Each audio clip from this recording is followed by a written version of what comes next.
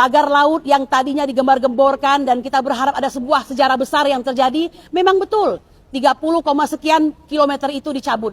Dan yang mencabutnya bukan orang yang menanamnya, tapi dengan menggunakan biaya negara. Lalu gembar-gembor yang menjadi pahlawan pada saat itu yaitu Menteri ATR BPN, ternyata setelah dia batalkan kembali apa yang dikatakannya. Dan hari ini tak berbunyi lagi, ya, tidak ada suaranya lagi. Kemana ini? Ini hanyalah sebuah karnaval yang dipertontonkan. Harus ada kambing hitam, harus ada yang jadi pahlawan. Kami mengatakan kami muak dengan hal tersebut. Ya, kami terus berusaha percaya bahwa presiden yang kami cintai pada hari ini, yang kami insya Allah maafkanlah jika ada salahnya, sedang melakukan operasi Sandiuda, merobek dari dasar lambung, melakukan perbuatan perbaikan. Ya, memang nampak seperti menggeledah Pertamina sehingga ketahuan ada 1.000 triliun yang dikorupsikan.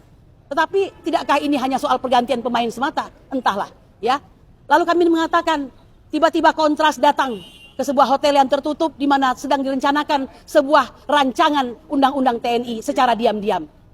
Mengapa hal-hal seperti ini kembali terulang? Ya, kalau rancangan undang-undang sedemikian gampangnya dibuat, begitu perintahnya hanya berapa hari yang lalu mengapa untuk kami rakyat ini tidak semudah itu? PIK 2 ini. Ya, PIK 2 ini. Jadi kami ingin mengatakan Bapak, cobalah turun ke lapangan, ya. Turun Pak, sekali-kali. Bukankah sekian tahun Anda ingin menjadi presiden, ingin mengibahkan hidup Anda, mewakafkan hidup Anda dan keahlian Anda untuk bangsa yang Anda cintai, karena keluarga Anda juga seorang keluarga pahlawan. Buktikanlah itu. Sama seperti saya ingin mengatakan kepada Puan Maharani yang hari ini masih menjadi ketua DPR, ya. Kemudian Ibu pimpinan DPR, kemudian Ibu Megawati yang merupakan ketum PDIP. Waktu dan umur Anda itu gunakanlah. Perbaikilah kesalahan-kesalahan bangsa ini. Apa yang hendak Anda tinggalkan legacy kepada bangsa ini? Luar biasa, rakyat ini yatim berjuang sendiri.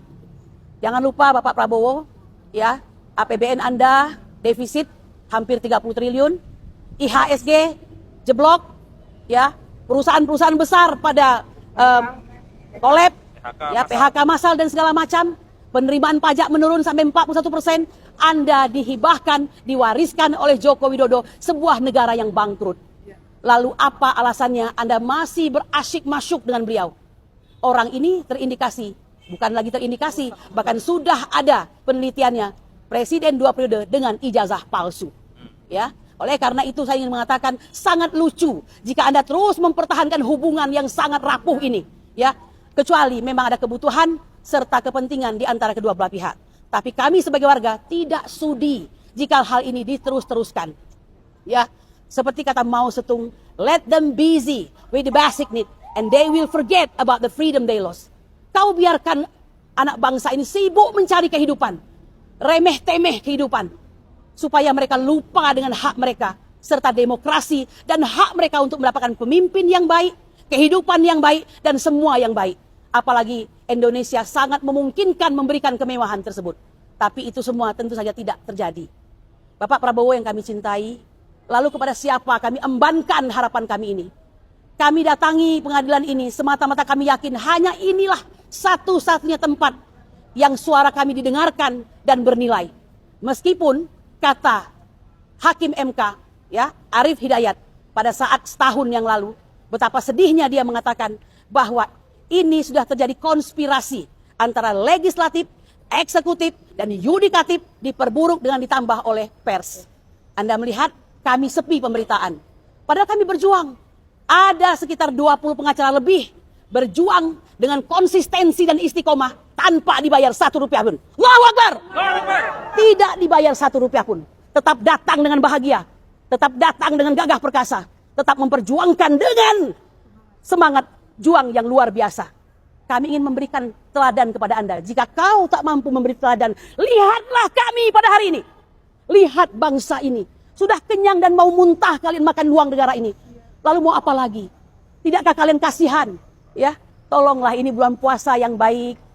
Sengaja pesan cinta ini untuk Bapak Prabowo Subianto. Jika Anda kurang dalam beragama, boleh ditambahkan Pak. Panggillah ulama-ulama yang hanif, yang memberikan nasihat kepada Anda, yang tidak datang kepada Anda hanya karena menginginkan sesuatu. Dengarkanlah Pak, bisikan-bisikan yang benar, yang baik dari orang-orang yang baik.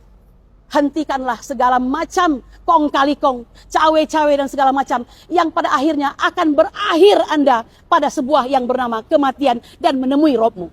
Mohon maaf, kami harus sampaikan ini. Saya kira waktu Bapak kan juga tidak banyak, ya kan, umur sudah tua, kami pun demikian juga.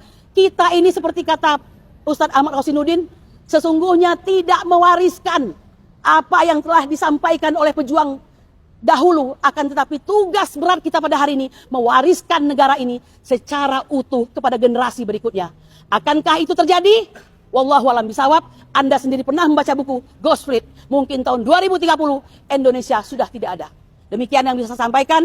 Mohon Pak, ambil waktu sendiri Pak, perhatikan rakyatmu. Ambil waktu itu. Allah menakdirkan Anda menjadi presiden, maka ambillah waktu itu. Jika tidak, kau akan menyesal selamanya. Demikian yang bisa saya sampaikan.